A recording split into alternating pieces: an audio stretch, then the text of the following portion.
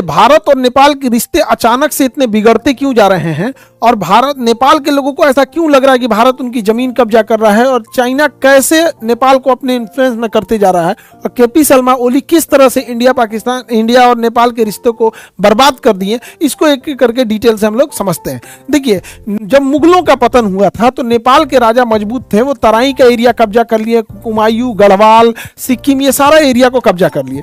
लेकिन अंग्रेजों ने जब इस पे आंग्ल और नेपाल युद्ध किया 1814 से 1816 के बीच में, तो नेपाल के गोरखा शासकों को पीछे हटना पड़ा और उनको ये जमीन वापस करनी पड़ी अंग्रेजों के साथ। हमारा तो सत्ता उस समय गिर चुका था, यहाँ पे मराठों की भी हार हो चुकी थी। 1761 के पानीपत के युद्ध के बाद मराठों का पतन प्रारंभ हो गया, इधर मुगल खत्म ही हो गए थे। तो यहाँ से पहले जो सतलज नदी से इनकी सीमा बनती थी, अंग्रेजों ने इसे कह दिया कि भैया ये आपकी काली नदी से सीमा बनेगी यहाँ पर, और यहाँ पर मेची नदी, और यहाँ गंडक नदी, ये बॉर्डर जो बनेगा बिहार के साथ गंडक नदी। तो 3 नदियों को सीमा बना दिया अंग्रेजों ने। अब इन 3 नदियों को समझते हैं। ये सीमा जो बनाई गई थी, ये सुगौली में बैठ के बनाई गई थी। सुगौली बिहार के चंपारण में एक जगह है सुगौली, तो सुगौली में ये संधि हुई 1816 की, इसलिए इसे सुगौली की संधि कहते हैं। इसके तहत नेपाल की पश्चिमी सीमा काली नदी, उसके उधर भारत का उत्तराखंड, इधर मेची नदी, इसके इधर सिक्किम, और नीचे ये गंडक नदी। अब इन नदियों से विवाद कैसे है, तो ये विवाद समझती है मेनली गंडक और मेची को लेके, क्योंकि नदियां अपना रास्ता बदल देती हैं।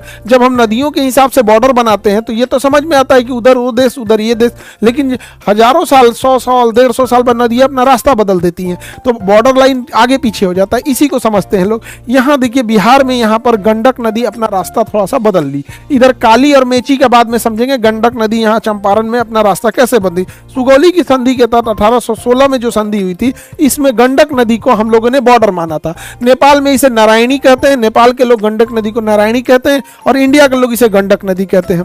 अब हुआ क्या, जब ये 1816 की सुगौली की संधि हुई थी तो एक शहर था, सुस्ता नाम का एक गांव था।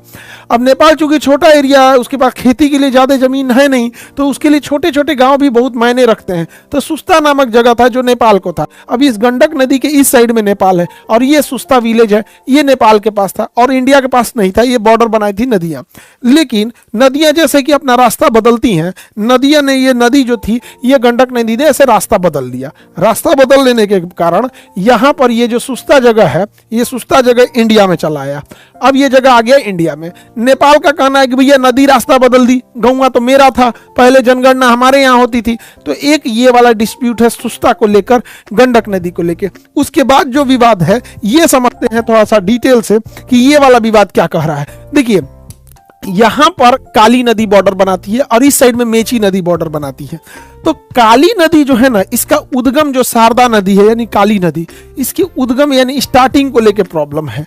कैसे, ये उत्तराखंड है, ये उत्तराखंड है। अब जो काली नदी जो है, ये नदियां कहाँ से मिलके बनेगी, इसका 2 नदियों से मिलके बनती है। एक नदी की ओरिजिन होती है लिम्पियाधुरा से, और एक होती है लेपुलेख से। जिस समय 1816 में सुगौली की संधि हुई थी, उस समय इस लेपुलेख नदी को ओरिजिन माना गया था। तो लेपुलेख नदी के इस साइड में इंडिया हो, नेपाल हो गया, और इस साइड में इंडिया का उत्तराखंड हो गया। लेकिन बहुत सारे जगहों पे इस काली नदी का उद्गम लिम्पियाधुरा को माना गया है। अब देखिए प्रॉब्लम कहां से आएगा। इंडिया कहता है कि लेपुलेख से है, इसलिए लेपुलेख के उस साइड में नेपाल और इस साइड में कंप्लीट इंडिया हो जाएगा। लेकिन इंडिया को लेपुलेख की बहुत ज्यादा जरूरत है। नेपाल का कहना है कि पहले हमारे यहाँ के लोगों की जनगणना भी हमारे नेपाल में होती थी। क्यों? क्योंकि नेपाल का कहना है कि ये जो काली नदी है इसका उद्गम लिम्पियाधुरा से है। अगर लिम्पियाधुरा से उद्गम माना जाएगा तो ये एरिया नेपाल को एक्स्ट्रा मिल जाएगा। नेपाल कहता है कि भैया ये नदी का जो ओरिजिन है हम लिम्पियाधुरा को मानते हैं। भारत का कहना है कि नहीं भैया हम लेपुलेख मानते हैं। अब बीच में फंस जाता है काला पानी कि भैया हम किधर से जाएं यहाँ पे। अब ये जमीन जो है ये हमारे लिए बहुत ज्यादा खेती उपजाऊ इस सब की जमीन नहीं है।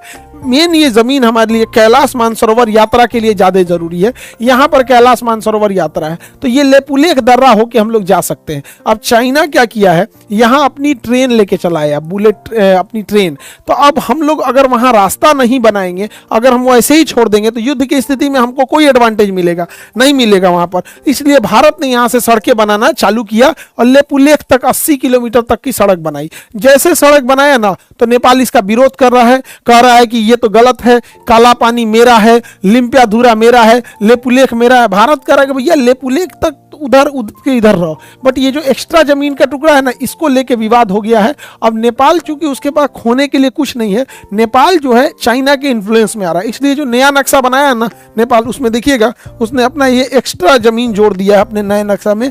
कहा है कि नहीं भैया हम लेपुलेख को नहीं मानेंगे, हम मानेंगे कि ये नदी की जो ये वाली शाखा है, नदियां जब ओरिजिन होती है तो कई छोटी छोटी टुकड़ों में आके मिल के बनती है, यहाँ पे एक ये वाला डिस्प्यूट आ जाता है, जिस वजह से केपी शर्मा ओली इसका बहुत फायदा उठाते हैं। इन्होंने अपने नोट पे जो लाया था उसमें इन्होंने एक्स्ट्रा नक्शा ये जोड़ दिया था और कहा था ये लिम्पियाधुरा से लेके यहाँ तक मेरा लेपुलेख तक आएगा, बीच में काला पानी आ जाता है। तो जिस वजह से ये चाइनीज कम्युनिस्ट पार्टी के पूरी तरह से प्रभाव में आ गए हैं केपी शर्मा ओली, और इंडिया नेपाल के रिलेशन को खराब करने में लगे हुए हैं। इनका कहना है कि प्राचीन पहले समय जाके देखिए, वो लेपुलेख का एरिया जो था वहां पर हम लोग की जनगणना होती थी, ये एरिया में यहाँ नेपाल के लोग रहते थे। अरे भैया उस तरह से तो बिहार में भी नेपाल के लोग रहते हैं, दुनिया भर के नेपाल के लोग रहते हैं, तो क्या पूरा का पूरा नेपाल का नहीं ना हो जाएगा? नेपाल और इंडिया के रिलेशन बहुत अच्छे हैं। अब अगर पहले की ओर जाएंगे तो पहले तो हम लोग अखंड भारत में थे, सब लोग हमारा ही था यहाँ पे, ज्यादा दूर कहाँ जाइएगा। 1893 में अफगानिस्तान अलग हुआ, 1947 में पाकिस्तान अलग होता है यहाँ पर, और आज़ादी के 10 साल पहले 1937 में म्यांमार टूटता है, 1971 में बांग्लादेश टूटता है। तो ये तो बहुत टूट टूट के बने हैं। तो अगर ऐसे प्राचीन कालते में चलेंगे तो हमारे शास्त्रों में तो जब वेद पुराण की उच्चारण होता है तो वहीं से होता है जम्बू द्वीप है, तो पूरा एशिया हम लोग का होगा, जम्बू द्वीप बोला जाता था एशिया को पूरा का, तो ऐसा नहीं होता है। तो ये रिलेशन को मेनली चुनाव जीतने के लिए केपी शर्मा ओली किसी भी हद तक गिर सकते हैं, यही इनको खराब लगता है। अब देखिए इंडिया और नेपाल के रिश्ते को खराब करने से चाइना को ज्यादा बेनिफिट होगा, वो इंडिया को काउंटर करना चाहता है। उसको पता है कि ये चिकन स्नेक अगर हम काट देंगे तो यहाँ के 8 स्टेट पर इंडिया नहीं जा पाएगा। यही वजह है कि चाइना यहाँ से नेपाल से रिश्ते खराब करके इस रास्ते घुसना चाहता है वो नेपाल में, और म्यांमार के रास्ते यहाँ से वो घुसना चाहता है बांग्लादेश में। यही वजह है कि देखिएगा म्यांमार में भी तख्ता पलट हो गया है, बांग्लादेश में भी तख्ता पलट हो गया है, और काठमांडू में जो नेपाल है यहाँ भी तख्ता पलट हो गया है। अभी जो सरकार आएगी उसको ये कुछ प्रलोभन दे के यहाँ अपना सैन्य अड्डा ले लेगा, मोहम्मद यूनुस से अगर ले लेगा तो यहाँ ले सकता है। तो हमारा फ्यूचर ये गड़बड़ हो जाएगा। ये हमारा चिकन स्नेक है, इसे सिलीगुड़ी कॉरिडोर कहते हैं। तो इस पे गवर्नमेंट को नजर रखने की जरूरत है, हाथ पे हाथ रखने से नहीं होगा। इधर बांग्लादेश में यूनुसा पगला ये गया है, अभी नेपाल में कौन बैठेगा कोई ठीक नहीं है। दूसरा, ये कई बार उल्टा सीधा बयान देते रहता है, ये बुढ़ा पगला गया है, यहाँ पे कह रहा है ब्राह्मण है, ये बुढ़ऊ ब्राह्मण है, कहता है राम जी का जन्म ना अयोध्या में नहीं हुआ था, नेपाल में हुआ था। बताइए भाई तुमको कौन ब्राह्मण का शिक्षा दिया, हमको ही नहीं समझ में आता है। ये ओली को ये मान अजीब तमाचा मारने वाली बात है।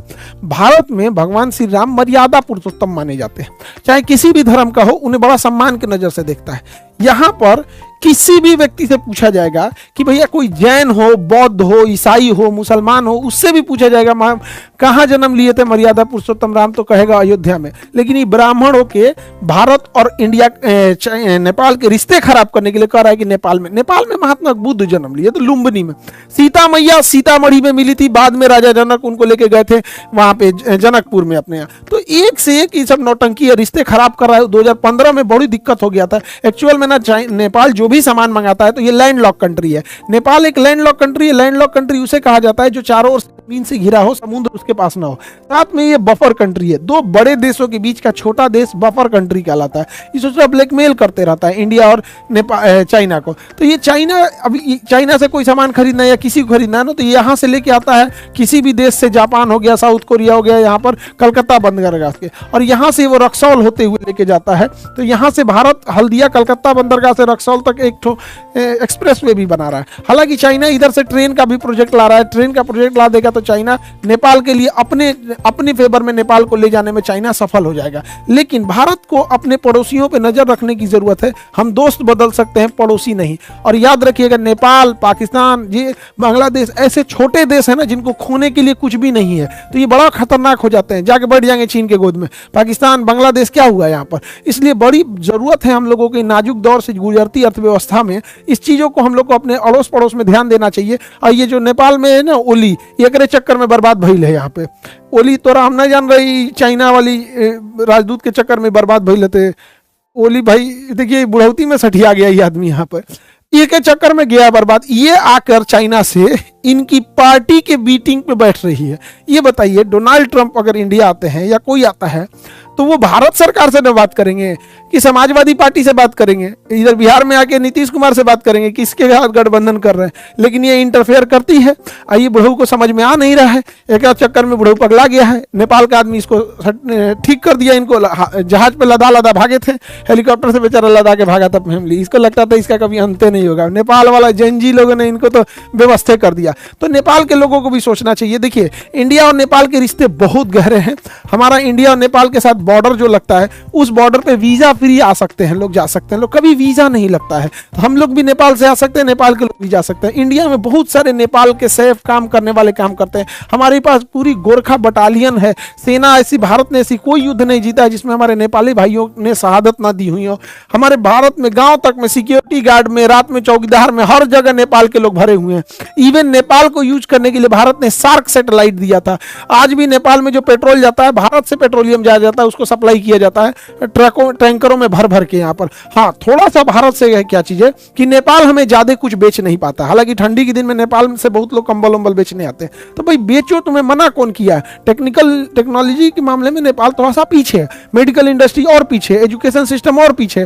तो यहाँ थोड़ा नेपाल के लोगों को लगता है आंकड़े देख के कि भैया हम लोग नहीं बेच पा रहे हैं। ये झमेला हम लोग भी झेलते हैं चाइना के साथ। चाइना हम लोग को भर भर के सामान बेच देता है, हम लोग बेच ही नहीं पाते हैं। वैसे ही चाइना, जैसे हम लोग चाइना को देखते हैं व्यापार करने से, नेपाल वाले हम लोग को देखते हैं यार ये भर भर के सामान बेच दे रहे हैं, हम लोग बेच ही नहीं पा रहे हैं। तो मना थोड़ी किए हम लोग, वहां से करो।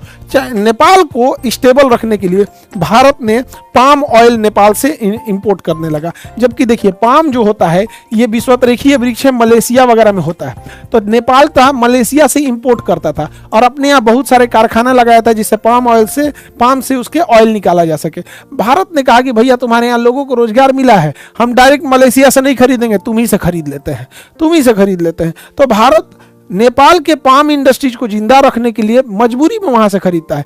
लेकिन इधर से मलेशिया जो था ये पाकिस्तान का गुण गाने लगा, तो हम लोगों ने नेपाल से कह दिया भैया तुम कहीं और से पाम लाओ, मलेशिया का रहेगा तो हम नहीं ले सकते हैं यहाँ पे। तो ये चीजें हैं, क्योंकि बैलेंस करना भी हम लोग को बहुत ज्यादा जरूरी रहता है। अब काला पानी, लेपुलेख, लिम्पियाधुरा का जगह देखिए कैसा है यहाँ पे, एकदम दुर्गम में चोटियां हैं, यहाँ ना खेती होगी, ना स्कूल खुलेगा, ना कुछ। लेकिन सामरिक दृष्टि से बहुत जरूरी है। युद्ध ऐसी स्थिति में अगर भारतीय सेना लेट से पहुंचेगी तो बहुत दिक्कत हो जाएगा। इसी सड़क को चौड़ीकरण का नेपाल विरोध कर रहा है। अब बताइए, नेपाल यहाँ पे कौन सी खोल देगा? अपने तो 5 स्टार होटल खोलेगा। लेकिन बस यही है, चाइना ने कुछ पैसे दे दिए हैं, रिश्ते खराब कर रहा है। भारत सरकार को भी सोचना चाहिए ऐसे जगहों को कुछ डिप्लोमेटिक ढंग से किया जाए। जैसे नेपाल से हमारा अच्छी दोस्ती है, जब हम बॉर्डर खोल सकते हैं नेपाल से, तो नेपाल को भी ये कह सकते हैं हम लोग कि भाई इसको कॉमन यूज के लिए हम लोग जगह रख लेंगे। देखिए, जब तक इसका भारत सरकार कोई सोल्यूशन नहीं निकालेगी, नेपाल में यह एक राजनीतिक मुद्दा बना रहेगा कि हमारी सरकार आएगी तो हम काला पानी लाएंगे, लेपुलेख लाएंगे, लिम्पियाधुरा लाएंगे। बेटर है कॉमन यूज करने रख लीजिए। नेपाल और हमारा इंडिया का अच्छा रिश्ता है,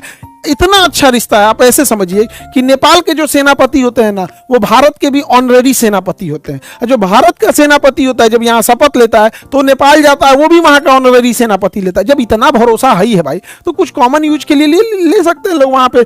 बाकी नेपाल को भी इंडिया से समझना चाहिए कि हम भाई ऐसा ना हो कि चाइना के चाल में वो भी फंस जाए। और इसमें किसको फायदा हो रहा है? चाइना को फायदा हो रहा है। तो काला पानी वाला जो एरिया है, इसके चौड़ीकरण से लेके हर चीज को लेके इंडिया को थोड़ा सा सतर्कता रहने की जरूरत है। बहुत सारे बच्चों को लगता है कि काला पानी तो अंडमान निकोबार को भी बोला जाता था। तो ये उत्तराखंड का लिम्पियाधुरा, काला पानी, लेपुलेख था।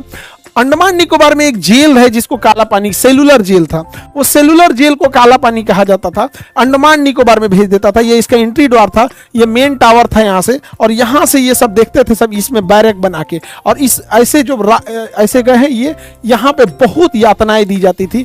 ये था आपका सेलुलर जेल, यहाँ पर ही काला पानी की सजा देती थी। एकदम निर्मम तरीके से किया जाता। जेल का नाम था सेलुलर जेल। ऐसी होती थी, 3 मंजिले जेल होते थे यहाँ पे, बीच से ऐसे रास्ते होते थे। और यहाँ पर कुछ ऐसे जिन्हें ज्यादा सजा देनी होती थी, उनका ये बैरक वगैरह ढक देता था, रोशनी तक नहीं आने देता था। इतना ज्यादा अत्याचार हुआ है। भारत में सबसे ज्यादा अत्याचार इसी काला पानी जेल में हुआ है। यहाँ ऐसे बैरक रख दिए जाते थे। अंदर एक छोटा सा कमरा होता था ये बंद करने के लिए, और यहाँ से कुंडी दी जाती थी। ये कुंडी अंदर अंदर आके इसमें लॉक होती थी ताकि कोई हाथ से इसे खोल ना सके यहाँ पर। और इसके अंदर ऐसे रास्ते होते थे। वीर सावरकर जो थे यहीं पे बंद किए गए थे। इन्होंने कोयले से बहुत सारे को इतिहास और श्लोकों को लिखा हुआ था, भारतीय स्वतंत्रता के इतिहास को अपने दीवारों पर लिख दिया था वीर सावरकर ने वहाँ पर। अब यहाँ पर भारत से जितने भी कैदी जाते थे ना, जितने स्वतंत्रता की बात करते थे, सबको अंडमान निकोबार के ये सेलुलर जेल में ले आके भर देते थे। इस सेलुलर जेल यानी काला पानी की सजा में इतनी भयानक सजा दी जाती थी। देखिए यहाँ पर एक जो कैदी पकड़े जाते थे, इनके गले में चेन बांध के यहाँ पे इसमें एक लकड़ी फंसा दिया जाता था, इतना दर्दनाक होता था। और इन्हें यहाँ एक देखिएगा पत्थर दिया है जिसपे एक नुकीला चाकू लगाया है, और इन्हें नारियल छीलते रहना था ऐसे दिन भर। ऐसा नहीं है कि कैदी है तो चुपचाप बैठल रहिए, दिन भर नारियल छिलवाता था। हाथ में छाले पड़ जाते थे नारियल छीलते छीलते, दर्द हो जाता था बैठे बैठे, लेकिन दिन भर नारियल छिलवाता था इनसे। अच्छा नारियल छिल गया ना, अब नारियल को इसमें डाला जाता था, यहाँ लकड़ी के इसमें यहाँ पे, और इसमें भारी पत्थर बांध दिए जाते थे और इनको लेके दिन भर घुमाना था, दिन भर। यही है कच्ची धानी, बैल वगैरह से पहले जोतवाया जाता था ना यहाँ पे, ये इंसान से। ये हमारे स्वतंत्रता सेनानी रहे होंगे कोई, इन्हें अंग्रेजों ने पकड़ के लाया गया होगा। कितनी मुश्किल से हम लोग को आज़ादी मिली है, जिसका कोई हिसाब नहीं, यहाँ से निकलवाते थे। इसके अलावा देखिए, अगर कोई किसी से थोड़ी सी गलती हो जाती थी, जैसे मान के चलिए उसे बोला गया तुम्हें 40 लीटर नारियल तेल निकालना है, और अगर उसने 40 लीटर में आधा लीटर कम कर दिया ना, तो उसे जंजीर पहना दिया जाता था पैरों में यहाँ पे, फिर उसे चलने में बहुत दिक्कत होती थी। अगर कोई बीमार पड़ गया और तेल नहीं निकाल पाया, नारियल नहीं छील पाया, तो उसको जंजीर के जगह पे ना छड़ बांध देता था।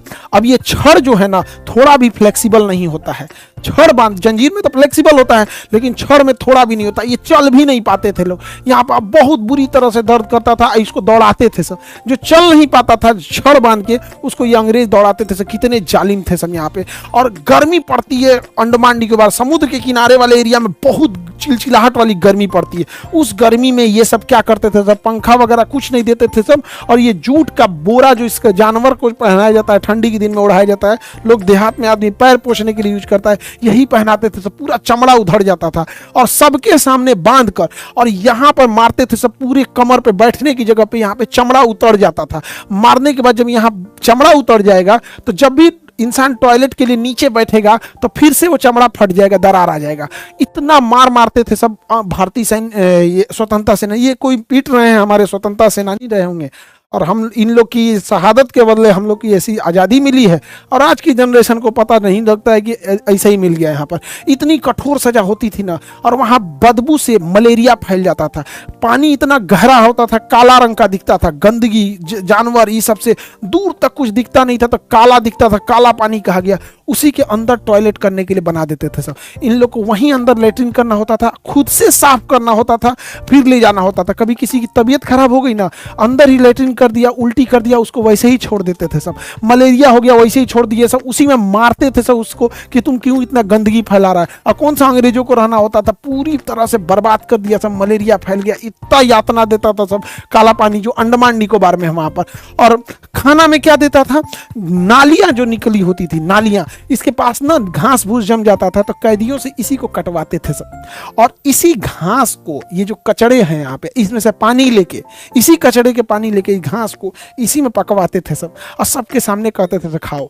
जो खाता नहीं था उसको सारे चार दीवारी के बीच में बांध के मार देते सब। अब मार के एकदम दिन भर धूप में वैसे ही छोड़ देते थे सब तड़पने के लिए, ताकि जाए वहां पे। इतनी भयानक सजा दी जाती थी काला पानी का। जो भी यहाँ गया, इक्के दुक्के लोग हैं जो वहां से सजा काट के वापस आए, वरना सारे लोगों को तो वहां मार ही देता था। सोचिए कितना निर्मम और कितना नीच हरकत होगा अंग्रेजों का, कि जो फांसी घर था उसमें 3-3 ठो फांसी देने वाला ये था तख्ता, 3-3। सोचिए, आप कल्पना कीजिए कितना फांसी दिए होंगे सबकी। एक ठो फांसी देने वाला कम होगा कि भैया जल्दी जल्दी देना है ना, एक काम करो फांसी दे देते हैं। अभी जैसे हम हॉस्पिटल रहे ना, तो हमको अल्ट्रासाउंड, एक्सरे, ये सब चीजें बड़ी सस्ती है, तो हमने क्या किया ना, 3-3 अल्ट्रासाउंड मशीन रखे एक साथ 3 काम करेगा। इसलिए नहीं कि ज्यादा लोग आएंगे, वेट नहीं करना पड़ेगा, अरे खटाखट करके निकालते जाओ यहाँ पे 3-3। सोचिए ये फांसी लगाने वाला 3-3 रखा है। हम लोग इसलिए कहें कि अल्ट्रासाउंड में 15 मिनट लग जाता है एक आदमी का अल्ट्रासाउंड करते करते,